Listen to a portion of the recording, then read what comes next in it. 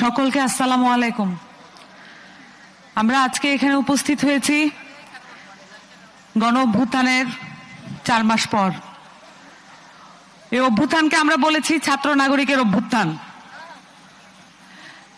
15 বছরের ফ্যাসিস্ট আমলের সকল নির্যাতিত মানুষ একত্রিত হয়ে রাস্তায় নেমে এসেছিল এবং এই সকল নির্যাতিত মানুষের মুখে একটাই দাবি ছিল, শেখ হাসিনার পতন চাই।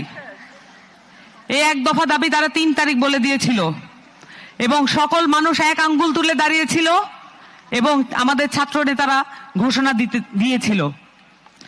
এবং আমাদের এই নতুন বাংলাদেশে আমরা বলছি নতুন, কিন্তু আমাদের পুনর্গঠনের কাজ বাকি আছে।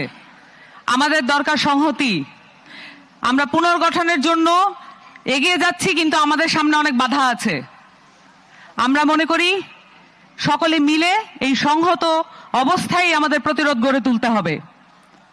সেই সাথে আমাদের এখন প্রয়োজন, আমাদের যত জুলাই অভ্যুত্থানে যত আহত আছেন প্রত্যেকের যারা হামলাকারী ছিলেন সকলকে বিচারের আওতায় আনতে হবে এবং জুলাই অভ্যুত্থানে যত শহীদ আছেন প্রত্যেকের হামলার সাথে এবং তাদেরকে শহীদ করার পিছনে যাদের যাদের হাত আছে সকলকে বিচারের আওতায় আনতে হবে।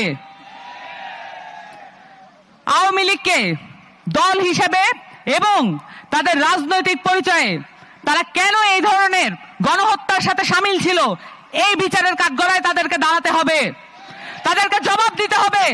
এই বাংলাদেশের মাটিতে কিভাবে তারা সাহস পেল আমাদেরকে বিভক্ত করার, কিভাবে তারা সাহস পেল এই দেশের মানুষকে, স্বাধীন দেশে 2000-এর উপরে মানুষকে শহীদ করার, তাদেরকে জবাব দিতে হবে।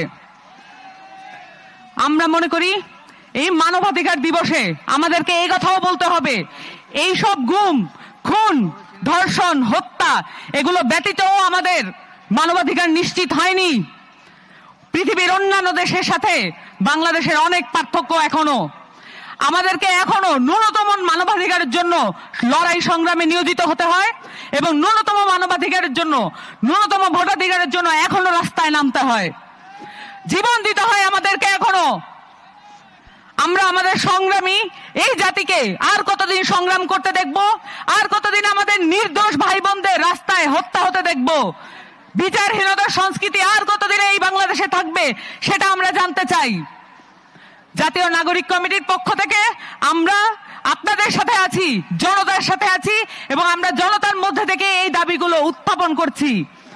আমরা চাই দল হিসেবে এবং যারা ব্যক্তি হিসেবে এই ধরনের গণহত্যার সাথে জড়িত ছিল তাদেরকে বিচারের আওতায় আনতে, আন্তর্জাতিকভাবে এবং বাংলাদেশে শেখ হাসিনাকে বাংলাদেশে ফিরিয়ে আনতে হবে। শেখ হাসিনাকে বাংলাদেশে ফিরিয়ে এনে এই 2000 মানুষের মুখোমুখি করতে হবে। তারা বলে দেবে শেখ হাসিনার কি শাস্তি হওয়া উচিত।